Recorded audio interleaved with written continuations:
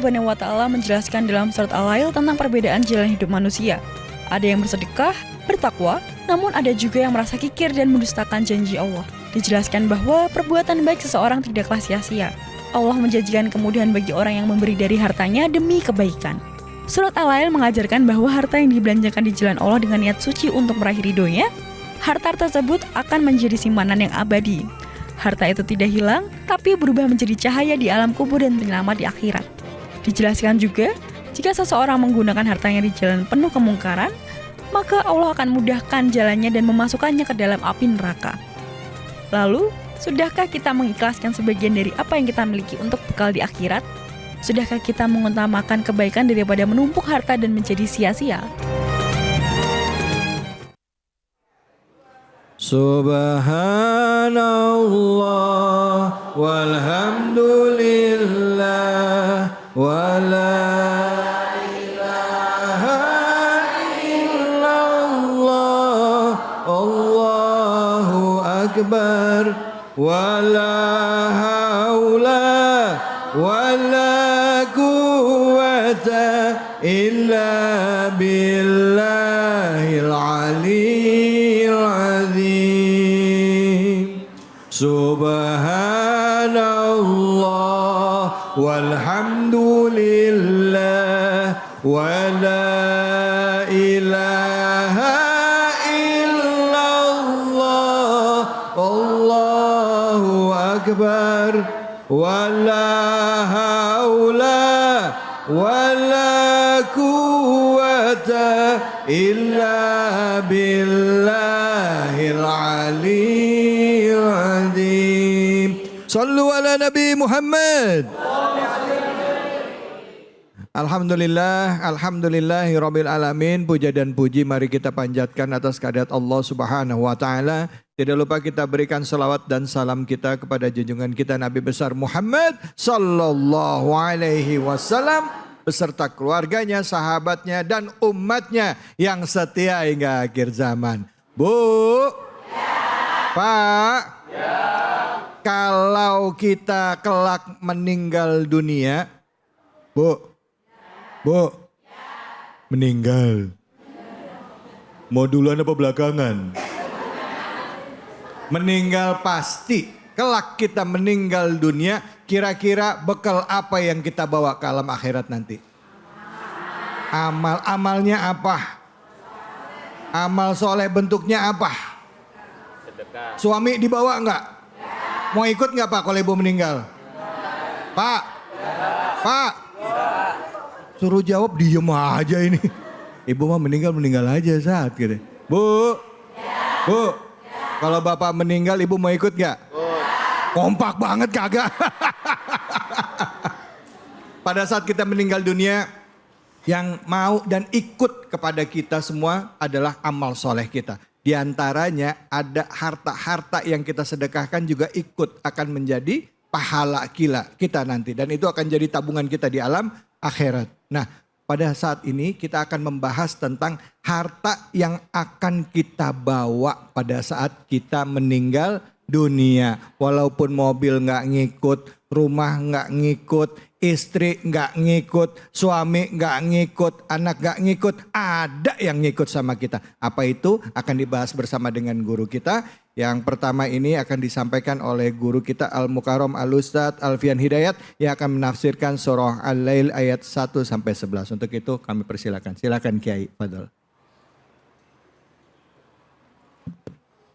Assalamualaikum warahmatullahi wabarakatuh. Waalaikumsalam warahmatullahi wabarakatuh.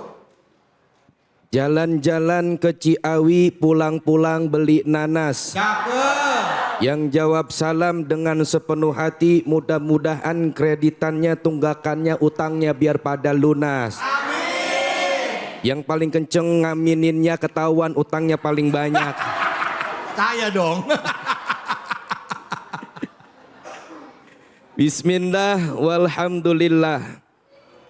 Assalatu wassalamu ala rasulillah Sayyidina Muhammad ibni Abdillah wa ala alihi wa sahbihi wa mawalah la haula wa la quwata illa billah amma ba'du. Segenap para pemirsa Cahaya Hati Indonesia dimanapun Anda berada, dan yang saya hormati dan yang sama-sama kita muliakan, yaitu Al-Mukarram Bapak Ustadz David Kholik. Kita doain bersama-sama mudah-mudahan beliau panjang umur, sehat walafiat. Amin ya Allah. Amin ya Allah ya Rabbal Alamin. Dan pula segenap para bapak-bapak, ibu-ibu jamaah Masjid Citrin Assalam Bekasi, yang saya doain semoga semuanya besok masuk sorga. Besok Bu, Ya. udah pada siap? Lah ngapa tadi diaminin? Mau kapan kita mati? Yang penting matinya kita dalam keadaan husnul khotimah. Amin ya Rabbal. Segenap para hadirin wal hadirat yang dirahmati oleh Allah Subhanahu wa taala. Terdapat hadis baginda Nabi Muhammad SAW yang mana hadis tersebut diriwayatkan oleh Imam Bukhari. Ada 3 perkara yang mengantarkan jenazah menuju kuburan. Ada berapa, Pok? 3. Ada berapa? 3. Pak, ada berapa? Apanya yang 3? Perkara. Perkaranya ada 3. Yang pertama ahluhu, dan yang kedua maluhu, yang ketiga amaluhu. Yaitu artinya yang pertama adalah keluarganya, yang kedua hartanya, yang ketiga amalnya. Ayo dah kita bareng-bareng Bu ya. Ada 3 perkara nih, entar yang nganterin nih jenazah. Itu yang pertama apa tadi? Keluarga. Yang kedua Hartanya. yang ketiga Amalnya. amalnya. Fayarji usnani, cuman yang 2 ini ntar pulang. Yang 2 ntar pulang. Wa yabqa ma'ahu wahidun, yang nyisa cuman atu. Lalu yang pulang ini yang 2 itu apa saja? Yaitu keluarganya dan hartanya. Dan yang tersisa mengikuti daripada si jenazah yaitu amalnya. Do you understand? Yeah. Alhamdulillah. Wah keren, orang sini pada bisa bahasa Inggris. Luar ya. biasa, Masya Iya, Allah. dibangis sama no doang. Keluarganya po cuman nganterin doang tuh sampai kuburan. Entar dia pulang, anaknya ngikut. Entar dia juga pulang po, anak kita yang kita bela-belain po. Dia sekolah, kita sekolahin, bener apa bener? Dia kuliah, kita kuliahin. Dia kerja, kita cariin. Dia pengen nikah, kita urusin. Entar pas gini kita mati, mau gak tuh anak kita nemenin kita di kuburan? Kagak. Kadang-kadang jangankan po, kita udah mati. Kadang-kadang dicengap-cengapan aja, bukan ditalkinin. Dia bisikin kuping kita. Pak, sertifikat tanah mana? Orang mah talkinin, nanya sertifikat. Ada yang kayak gitu apa kagak? Ada. Nggak ada di sini mah. Iya, sertifikatnya dibuang semua. Sekolahin semua. Sekolahin tuh biar pinter tuh sertifikat. Itu anak kita sampai seperti itu, nggak ada yang mau nemenin kita di kuburan, nggak ada.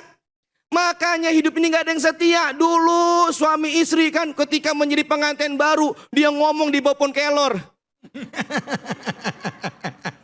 Bang, Neng mah nggak bisa hidup tanpa abang. Pret.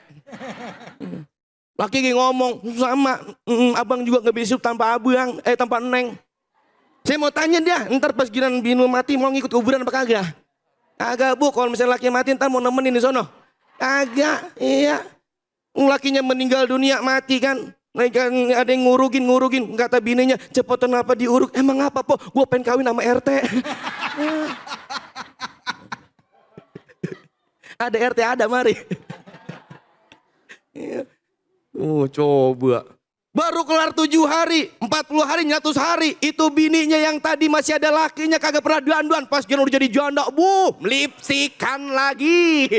Iya, bedakan lagi. Dia nongkrong, bu, hidupku bahagia sekarang. Coba.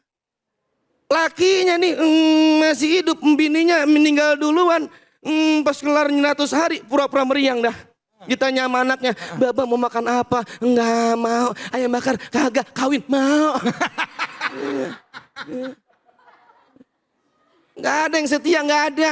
Yang setia cuman amal. Harta gepo wujudnya antar nggak bakal ngikut sama kita. Manusia lahir ke bumi ini bawa harta apa kagak? Nggak. Ada di sini bayi baru lahir udah pakai giwang ada. Ada baru udah pakai kalung emas ada. Nggak ada. Wah viral. Wah viral bayi baru lahir pakai kalung emas. Oh, apalagi emas lagi mahal sekarang ya. Langsung dijual sama babanya itu dia. Iya.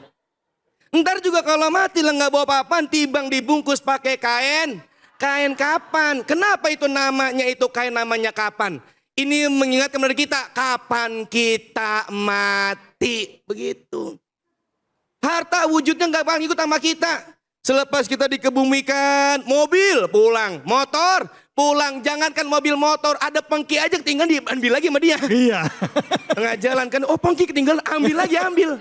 Iya, tikar pandan Pak Sobik diambil lagi. Iya, nggak ada yang ngikut.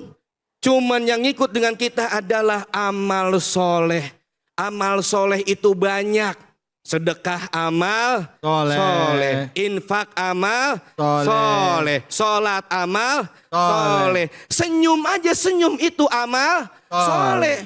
Bahkan dikatakan senyummu di wajah saudaramu adalah sodakoh. Makanya bapak-bapak ibu-ibu gak bisa sedekah pakai duit, senyum. Ketemu saudara senyum. Ketemu tetangga senyum. Ketemu RT Senyum. ketemu pohon pisang. Wah, gila pisan udah. Iya. Tuh. Makanya yang namanya infak itu memberikan sesuatu yang berupa harta untuk di jalan Allah. Nyumbang pembangunan masjid, alhamdulillah. Musola, majlis taklim, alhamdulillah. Kalau sedekah itu bisa berupa harta dan juga bisa berupa tenaga. Itu namanya sedekah. Makanya dalam surah Al-Lail di situ dijelaskan bahwasanya orang yang menginfakkan hartanya di jalan Allah, dia bertakwa kepada Allah, Allah bakal beli jalan kemudahan dan kebahagiaan. Alhamdulillah. Akan tetapi kalau orang pelit, tahu pelit? Tahu pelit? Pelit itu kata orang kampung saya, kalau dia gasiran 7 meter tuh pelit. Iya. Orang pelit ciri-cirinya kalau habis ngopi ampasnya dijemur lagi sama dia buat besok. Iya tuh. Iya, habis ngopi dijemur ampasnya buat besok. Iya, kebangetan pelit orang tuh. Iya. Kalau dia pelit, siap-siap balasan dari Allah. Allah berikan jalan kepadanya kesengsaraan. Makanya dalam hadis Nabi ini, as-sakhiyu qaribum minallah, qaribum minanas, qaribum minal jannah, ba'idum minanar. As-sakhiyu itu artinya adalah orang yang dermawan, orang yang suka ngasih seperti Bang David. Wah, beliau luar biasa. Beliau itu orangnya baik banget. Asal ada orang lewat depan rumahnya selalu dikasih sama dia. Kasih apa, iya. Ustaz? Tetangga lewat dikasih. Kasih. Iya, ustadz lewat Kasih. dikasih. Kiai lewat dikasih. Dikasih apa? Dikasih lewat. Emang punya dia jalanan. Dikasih. Orang dermawan itu yang pertama dekat dengan Allah. Dekat dengan manusia, dekat dengan sorga. Dan jauh dari neraka. Orang kalau baik dermawan kira-kira temannya banyak apa kagak? Banyak. Yang jauh aja ngaku kok saudara. Iya, kalau lagi dermawan, lagi banyak duit. Coba nggak punya duit, ya saudara nggak ngakuin kagak. Ya. Tapi sebaliknya, al-bakhilu ba'idum minallah, ba'idum minanas, ba'idum minal jannah, qaribum minan nar. Orang yang pelit itu jauh dari Allah, jauh dari manusia, jauh dari sorga, dekat dengan neraka. Tuh, ada gak di sini yang pengen main sama orang pelit? Enggak. Jangan main sama dia mah pelit. Sampai-sampai orang pelit kagak mau main sama orang pelit. Sampai begitu coba. Iya, Iya benar. Lu ngapa nggak main sama dia? Dia mah pelit, lu kayak pelit. Iya. Tuh. Gitu. Makanya kalau pengen dekat dengan Allah jadi orang dermawan, Pok. Ya. Insyaallah. Sedekah itu jangan nunggu kaya. Insya Allah dengan sedekah semuanya jadi orang kaya. Amin ya robbal alamin. Bu, mau masuk surga? dengan sedekah amal soleh yang akan nemenin kita ya Bu ya. Bu, Bu, masih mikirin yang pelit siapa ya? Silakan yang mau bertanya angkat tangannya. Masya Allah, silakan. Oke, silakan. Mana tadi? Ya, Ibu. Assalamualaikum warahmatullahi wabarakatuh. Waalaikumsalam warahmatullahi wabarakatuh. Saya dengan Maimunah izin bertanya Pak Ustadz, harta apa saja yang menjadi sia-sia menurut Islam? Terima kasih. Assalamualaikum warahmatullahi wabarakatuh. Waalaikumsalam warahmatullahi Wabarakatuh. Ya Ustadz silahkan boleh dijawab Ustadz ya. Ya terima kasih saya ucapkan untuk Ibu Maimunah yang punya tetangga namanya Mesaroh. Pertanyaan beliau tadi sama-sama sudah kita dengar, harta yang sia-sia ya dalam pandangan Islam. Bahwasanya harta yang kita miliki saat ini itu semua akan dihisab. Akan dimintai pertanggungjawabannya nanti di hadapan Allah Subhanahu wa taala. Ya. Jangankan harta yang mewah, harta yang mahal, yang murah aja itu dihisab. Dari mana kau dapatnya? Lalu kau gunakan untuk apa itu harta tersebut? Semuanya. Makanya jangan dianggap enteng, Po. Jangan dianggap enteng orang yang banyak duitnya, orang banyak hartanya itu nanti itu kayaknya enteng banget, kagak. Karena kenapa? Ada hadis Nabi Muhammad SAW, orang miskin yang beriman itu lebih dulu masuk ke dalam sorga setengah hari daripada orang kaya.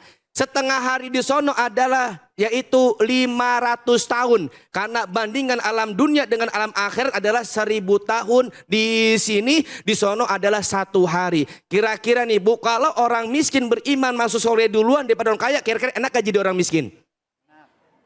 Nah, ngapa diem aja nih gue tanya? Ngapa diem aja? Ngapa? Ngapa?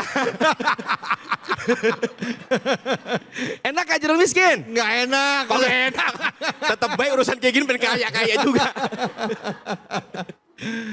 Harta itu hanyalah titipan. Makanya Bu, kalau kita memberi sesuatu kepada orang lain, niatkan dalam hati kita, ini dari Allah, aku kembalikan kepada Allah. Karena semua yang kita miliki ini semuanya dari Allah Subhanahu wa ta'ala.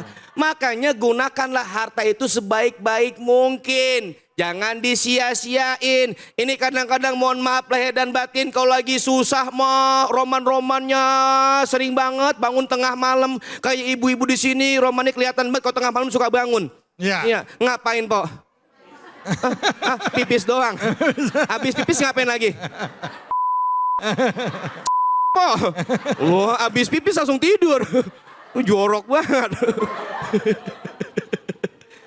Yo, kalau lagi susah mania roman-roman rajin buat tahajudnya, bangun rajin buat duha, rajin banget sama ke masjid rajin, pengajian rajin, pas giliran banyak duit, adanya di mana? Wah, ngapain? Wah, elah kelihatan muka-muka suka ke mall cuma foto-foto doang. Iya, buat update, iya. Padahal cuma ngelewatin doang. Iya, ngelewatin doang, udah update. Iya, ya Allah. Kadang-kadang begitu. Makanya bersyukurlah kepada Allah, ingatlah kepada Allah tatkala kita sukses. Tatkala kita banyak duit, ingat sama Allah. Tatkala kita lagi maju, ingat sama Allah. Sebab ketika kita lagi sulit, Allah ingat sama kita. Harta yang manfaat, harta yang kita sedekahkan, kita infakkan di jalan Allah Subhanahu wa ta'ala. Sebab kenapa? Nanti terputus amal manusia setelah dia meninggal dunia. Cuman ada 3 yang masih terus mengalir. Yang pertama adalah sedekah jariyah. Makanya jadi orang jangan kebangetan hitung-hitungan dalam urusan sedekah. Saya mau tanya sama bapak-bapak di sini, Pak, kalau mau ke masjid sholat Jumat di dompet ada 100.000, 50, 20 ceban sama goceng 2.000, yang diambil yang mana? 2.000.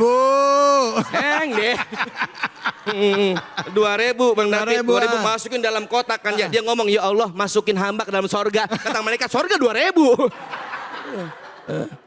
Ya. Tapi harta ada yang sia-sia, yang mana dia lupa kepada sang pemberi harta, yaitu Allah Subhanahu wa ta'ala. Masya Allah, terima kasih banyak Ustadz. Bu, Pak, pemirsa jangan kemana-mana, tetap di Cahaya Hati Indonesia.